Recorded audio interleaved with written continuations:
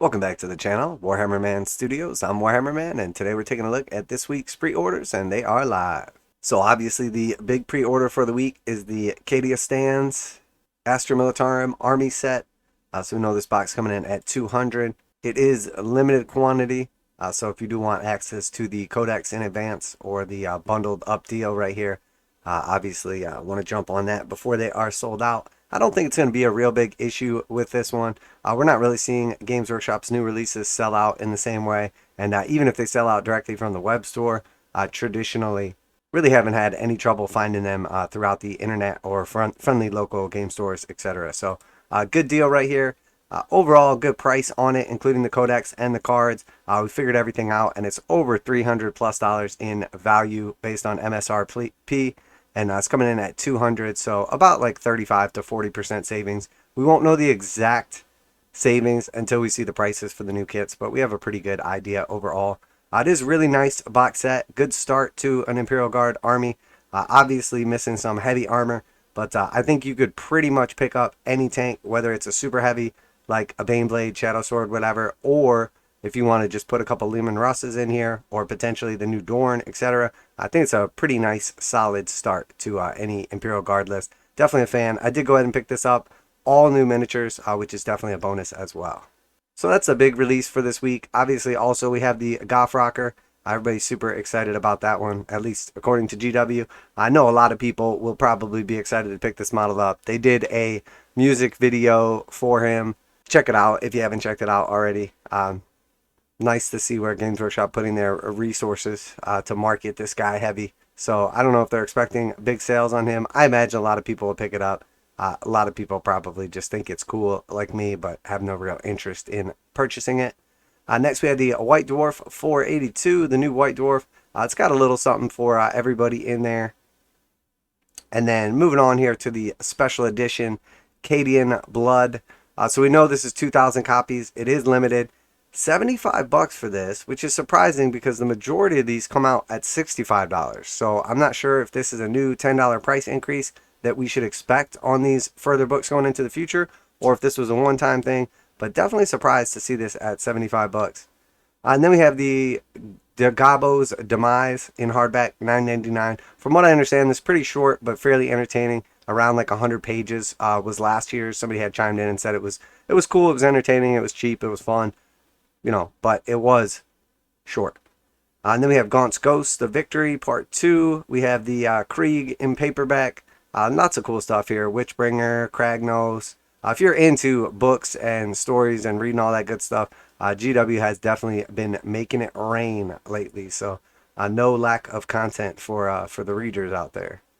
All right, and then just kind of scrolling down here, we see last week's releases. Some War Scrolls. The new dice with the stealth price increase, a couple new models, some neat stuff here. This further makes my point though about the Cadian, and again, this may not always be the case where it's $65 for these, but we just saw Shadow Sun the Patient Hunter come out last week for $65, limited to 2,000 copies signed, etc. Did not sell out. And now we see the Cadian book coming out this week at $75. Again, I don't know if that's a standard increase of $10 or if that book is just extra thick or extra juicy. But definitely worth paying attention to, as we have seen Games Workshop sneaking in on the dice and some of the other stuff as well. And then also just kind of commenting on the Slaves of Darkness Army Box. Again, pretty clear now that Games Workshop is not selling out their products. Again, I'm not saying that I want to see everything they sell out, and then you just can't get a hold of it. What I'm saying is, from a business standpoint or from a consumer standpoint, you know, there was a time where everything was selling out on pre-order, and now that time has passed. Things are lingering in the store, even limited edition items for days, weeks, months at a time.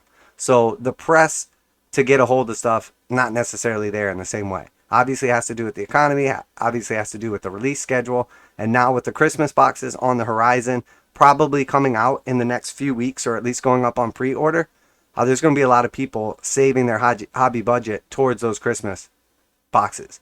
So for fantasy and 40k. So I would not be surprised to see rather lackluster sales of the new releases. I don't think the Imperial Guard box is going to be selling out in the 2-week pre-order period. Obviously we see the Slaves of Darkness still here. You know, no issues really getting a hold of any of the new combat patrols, or in this case, vanguards rather. But overall, very interesting nonetheless. So some cool stuff here on the releases. I did pick up the Cadian set. I'm interested to see the new Codex. I have so far been able to avoid the leaks, which is awesome. I know some people are super excited to find out like rules and leaks and all that stuff ahead of time. I prefer to not get all that, because for me it kind of feels like you're opening your presents the night before and then like rewrapping them up. I like the surprise. I like the excitement of a new book and flipping through it and reading and looking for cool stuff.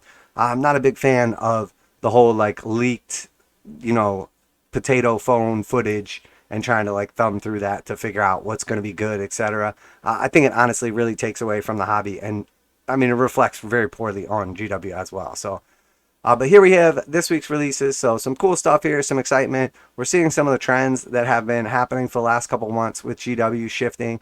And, while we're here, while we're talking about it, I want to point something out because, there's definitely like some pushback about different stuff. People think that rules don't sell models, or Games Workshop is not using rules to sell models or benefiting from it or anything like that. And there was some argument about the Votann nerf because I said from a business standpoint, and from, a statistical standpoint, like Games Workshop claims they're doing with all the meta watches and everything, it would make sense to release the models, see how they actually perform in tournaments, and then nerf them accordingly. And then on top of that, they would be able to sell those models. And then afterwards, if they have to tone them back down, make them a little more reasonable, they benefited from the sales. The community benefits from the balance. They use data to make decisions. Everybody wins. But that's not what they did, obviously. They nerfed them before coming out because the internet was in an uproar, or whoever it is that they're listening to that influenced their decisions. Probably a very loud minority. Could be tournament players who didn't want to buy the new army or didn't like the new rules. Could be actual just regular people. Whatever it is, Games Workshop did something very uncharacteristic, which was they hurt their own business, their own sales, in order to benefit, quote unquote, the community, or at least the, loud, vocal minority of the community. So that being said, I just want to show you proof that obviously the rules sell models, and this was a poor decision on Games Workshop's part. So here we're on Tyranids. Obviously, Tyranids are, according to the Meta Watch and anybody that's played with or against them, the strongest faction currently. So if we just kind of scroll down here to the bottom and see, hey, what's sold out for Tyranids? Is it units that are currently good in the meta, or is it just random stuff? Well, we have the Harpy. Obviously, every Tyranid army pretty much taking 2 of those, so it makes sense that would be sold out. Trigon or Mawlak, not really. Hormigons, they're okay, not really. Biovores, obviously extremely strong in the meta, sold out. So we see kind of mixed there, but obviously key units that people are taking in their armies, sold out, which would make sense. Obviously, rules generate sales. If something's good, people want to buy it and then use it in their army. So now let's take a look at Tau. Obviously, Tau, very strong army as well. Been pretty popular. A lot of their stuff has been out of stock for the last couple months. And let's just see if anything's sold out for Tau, and if or, is it good? Well, obviously we see Sunsharp Armor. Very, very good. Pretty much everybody in Tau army taking, 2 of these as well. Long Strike also pretty good. So again, we see clearly the shift in the meta, or strong units are sold out because they're good. And we could go through and look at all of the different armies, all of the different factions, and essentially we'll find the same thing over and over again, that clearly good units sell out because they're good. So just kind of wrapping it up there, I just wanted to make a point. People seem to argue that it doesn't hurt Games Workshop, it actually just helps them. And the truth is, from a business standpoint, if they're trying to just sell models and make money, which is their goal, the game is fun, the game is great, all that stuff. But the actual purpose of Games Workshop as a company, as a corporation, as publicly traded, their goal is to make profits. And the way they make profits is by selling cool models that are good in game terms. So if you nerf a book before it comes out, or you take away the ability of something to be good in game terms, you're hurting your own sales. Therefore, that is not in the best interest of your shareholders, and obviously not in the best interest of the company, which is what Games Workshop is supposed to do. So in my humble opinion, backed up by the receipts, Games Workshop should not be nerfing stuff before it comes out. They should let it come out, let it play into the meta, and then if they want to nerf it based on actual statistics, that's fine. It doesn't hurt their sales, at least the initial sales, especially for a brand new army, and it also helps the players out because it balances the game over time. So everybody wins. Jumping the gun, bending the knee to, the community, not, in my opinion, a good idea. And then also very, very poor decision based on actual business as well. Probably cost them quite a bit of money. So I'm going to go ahead and wrap it up there. If you enjoyed today's video, let me know what you're going to be picking up. Obviously, we do videos every single day, reactions, reviews, news, painting, modeling, conversion, tutorials. Check out the playlist if you haven't already. There's lots of cool stuff there. And everything from Warhammer 40,000, Kill Team, Necromunda, Age of Sigmar, Warcry, and some Horus Heresy as well. So what do you think? Should Games Workshop always make decisions based on profits? Should they always make decisions based on the game itself and what the community wants? Or should they find a balance somewhere in between? In my opinion, they should always make decisions based on profits as a company.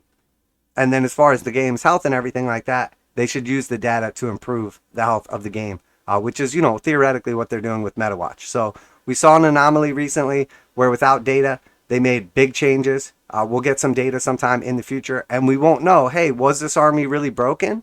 Or did they just jump the gun on it? And it will only be as they slowly roll back nerfs or change things into the future that we'll actually be able to see, because we never got to actually see the army on its own in the wild as far as the Votann. So very interesting decision, but obviously lots of controversy in the community. Everybody who already has an army is, jealous if the new army is going to be stronger than theirs. And everybody with that army obviously doesn't want anybody to touch it. And now we're going to see that play out with Imperial Guard. Obviously, we see no nerfs or anything on Imperial Guard. I have not seen many of the rules at all, but they do appear to be very strong. And I imagine they're probably going to be extremely good. So we'll see where they stack up compared to Tyranids, compared to Tau, compared to, all of the recent armies that came out and were quote-unquote broken or needed nerfed. And then we'll see where they compare next to Votann as well. And then we can have a better idea like, hey, did maybe just the loud internet freak Games Workshop out and they bent the knee? Or were these decisions necessary? So that's it for today. Appreciate everybody tuning in. That's it. Warhammer Man Studios. I'm Warhammer Man, and I'm out of here.